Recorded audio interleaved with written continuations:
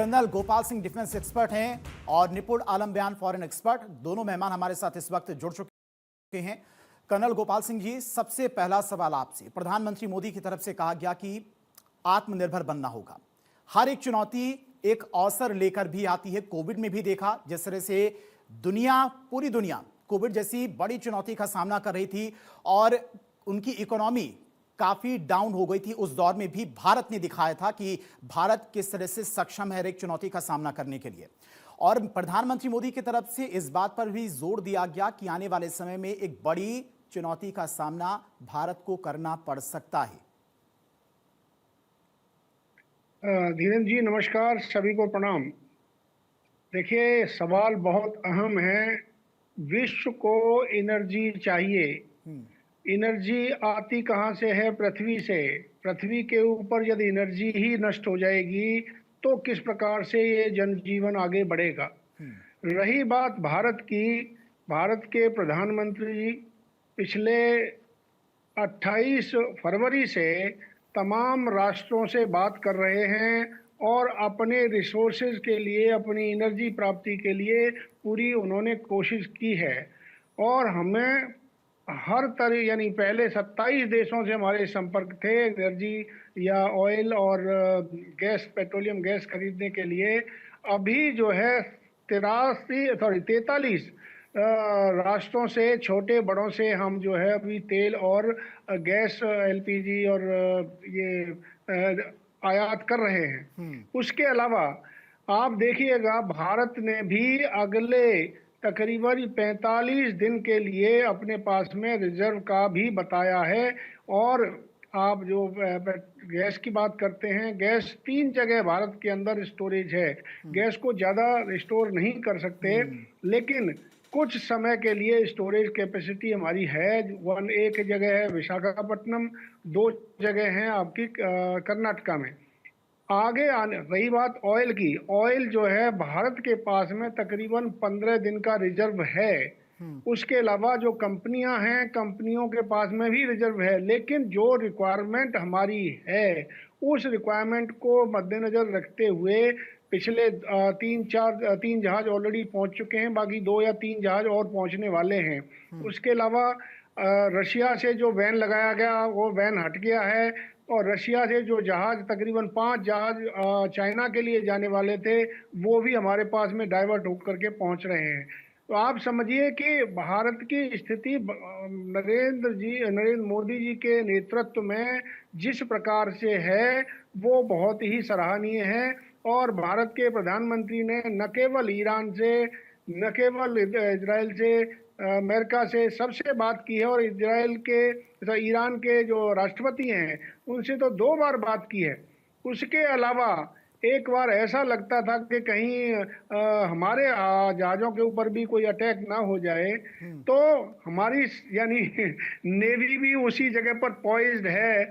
आप देखिए कि ये विश्व की अशांति जो फैलाई गई है, अब इस अशांति में हमारे ट्रम्प साहब कहते थे कि भाई अगले 48 घंटे के अंदर हम जो है सारी चीजें बर्बाद कर देंगे। ईरान में बहुत नुकसान हुआ है, ये मानते हैं, लेकिन ईरान उसके बावजूद भी सटीक हमले कर रहा है इजराइल के ऊपर भी। और यानी कतार, कुवैत और तमाम जो है खाड़ी के देश हैं जहां पर अमेरिका के अड्डे हैं। अमेरिका को भी बहुत नुकसान हो रहा है दिन प्रतिदिन।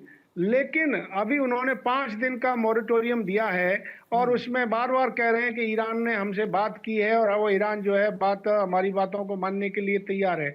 उधर ईरान भी इसको खारिज करता है कि हमने ऐसी कोई बात नहीं की है। बिल्कुल। और हम सर, जो है ईरान ने जो शर्तें रखी हैं, कि जब अभी युद्ध में जितना नुकसान ईरान का हुआ है उस नुकसान की भरपाई की जाए, दोबारा फिर हमला ना करने की गारंटी दी जाए, ये शर्तें भी अमेरिका मानने को तैयार फिलहाल नहीं है। बातचीत कितनी आगे बढ़ती है इन 5 दिनों में, वॉर कब तक रुकती है, इस पर भी दुनिया की नजरें लगातार बनी हुई हैं। निपुण आलम बयान सर, आपके पास आना चाहेंगे। किसी भी देश की असली परीक्षा तब होती है जब उसके सामने कोई बड़ी चुनौती आती है। सरकार की असली परीक्षा तभी होती है। दुनिया भर के कई देशों में इस वक्त ऑयल के प्राइस, गैस के प्राइस बढ़ चुके हैं, लेकिन भारत में फिलहाल ऐसी कोई भी परिस्थिति दिखाई नहीं दे रही है। लेकिन कब तक? आखिर ये युद्ध और लंबा खिंचता है तो भारत पर कितना असर पड़ेगा इसका?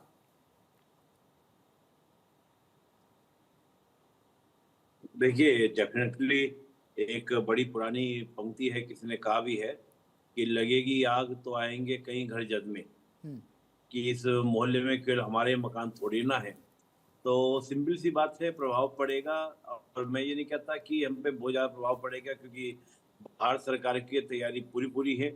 लेकिन जिस प्रकार से प्रधानमंत्री जी ने कल लोकसभा में कहा, आज राज्यसभा में जो कहा, उसको देखकर लगता है कि ये चिंता का विषय होना चाहिए। तभी पीएम मोदी पार्लियामेंट में आके इस प्रकार की बात बोलते हैं कि हमको कोविड जैसी तैयारी करनी होगी। तो अगर वो लंबा चला, और देखिए मुझे लगता है कि कहीं ना कहीं तस्वीरें क्लियर नहीं है।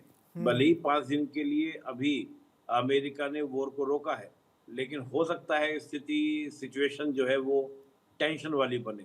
तो उस स्थिति के लिए तैयार रहने के लिए पीएम मोदी बोल रहे हैं। तो मुझे लगता है कि हमको बहुत सावधानी को इसको सरकार लेके चल रही है। पूरे देश को एक मैसेज है कि भाई आपको रेडी रहना है अगर कोई इस प्रकार की सिचुएशन बनती है, क्योंकि 5 दिन में मुझे नहीं लगता कि किसी तरह का कामयाबी होने की सूरत हाल दिखता है।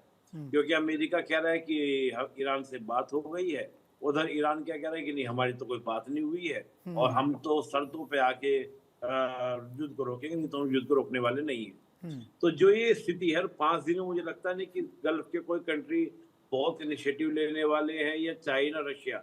सबसे बड़ी बात क्या है कि चीन रशिया नहीं चाहते वो रुके। चीन रशिया चाह रहे हैं कि ये वॉर जितना लंबा खींचेगा उतना ही ज्यादा अमेरिका के लिए नुकसानदायक होगा। आप सोचिए, अमेरिका की पर डे कॉस्टिंग जो आ रही है वॉर की, वो 2.5 बिलियन आ रही है।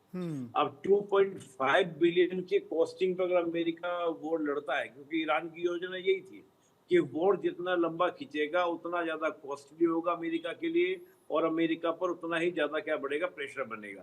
तो मुझे लगता है कि ईरान कहीं ना कहीं उस स्ट्रेटजी में कामयाब होता आपको दिख रहा है। तो ये सिचुएशन जो है एक टेंशन वाली है, इसमें कोई दो राय नहीं है। और अभी जो स्थिति प्रधानमंत्री जी की स्पीच को सुनकर महसूस हो रही है कि शायद भारत सरकार की जो शांति की अपील है वो ईरान भी मानने वाला नहीं है और अमेरिका भी मानने वाला नहीं है। कर्नल गोपाल सर जी, जहां तक मुझे लगता है कि अमेरिका इस वॉर में बुरी तरह से फंस चुका है, और वो डोनाल्ड ट्रंप की बातों पर ईरान भले ही भरोसा नहीं कर रहा है और लगातार ये भी कह रहा है कि डोनाल्ड ट्रंप झूठ भी बोल रहे हैं, कोई बातचीत नहीं हुई है, लेकिन डोनाल्ड ट्रंप ये संकेत दे रहे हैं कि वो वॉर को रोकना चाहते हैं। 5 दिन का रिलीफ देना कि 5 दिनों तक हम कोई अटैक नहीं करेंगे ईरान पर, ये इसी बात का संकेत दे रहा है कि इसमें बुरी तरह से डोनाल्ड ट्रंप फंस चुके हैं। आप बिल्कुल सही कह रहे हैं। देखिए, कई चीज़ें यहाँ देखने वाली हैं। पहले मैं निपुण जी की बात को लेकर के चलूंगा। इन्होंने बहुत अच्छी तरीके से प्रधानमंत्री जी ने जो कहा है उसके बारे में एनालिसिस किया है। देखिए, कहीं भी किसी ये एक राष्ट्र के ऊपर यानी आपत्ति नहीं है, ये पूरे विश्व के ऊपर आपत्ति है। सबको जो है कहीं न कहीं किसी न किसी रूप में नुकसान उठाना पड़ रहा है। ठीक है, आज हमारी प्राइसेस नहीं बढ़ रही, लेकिन तो कल तो बढ़ेगी, क्योंकि यदि विश्व में सप्लाई नहीं होगी तो इस तरह की आपत्ति आने वाली है। लेकिन जो प्रधानमंत्री जी के शब्द हैं वो बहुत ही सटीक हैं, और एक एक शब्द के अंदर बहुत मायना छुपा हुआ है कि हमें पूरी तैयारी करनी है और आगे भी करनी है, और हमारे भारतीयों को समझना भी होगा कि इस स्थिति में किस प्रकार से उसको निपटना है। यानी लंबी लाइनें लगाने से नहीं बात बनती है। आप देखिए, और प्रधानमंत्री मोदी ने जिस तरह से आज जिन बातों का जिक्र किया कि एक कोविड जैसी स्थिति, जिस तरह से देश की जनता ने उस चुनौती को स्वीकार किया था, उस चुनौती से निपटा था, उसी तरह की चुनौती आने वाले समय में आ सकती है। तो कहीं ना कहीं सरकार को यह पता है कि यह वॉर लंबी खिंच सकती है। चूंकि कल सर्वदलीय बैठक भी बुलाई गई है, सभी दलों के नेता भी उस बैठक में मौजूद रहेंगे। रक्षा मंत्री राजनाथ सिंह की तरफ से आज ही बैठक की गई, 1.5 घंटे बैठक चली, जिसमें सीडीएस और तीनों सेनाओं के प्रमुख भी मौजूद थे। तो सरकार काफी ज्यादा सीरियस है। कर्नल गोपाल सर और निपुण आलम बयान सर, आप दोनों लगातार हमारे साथ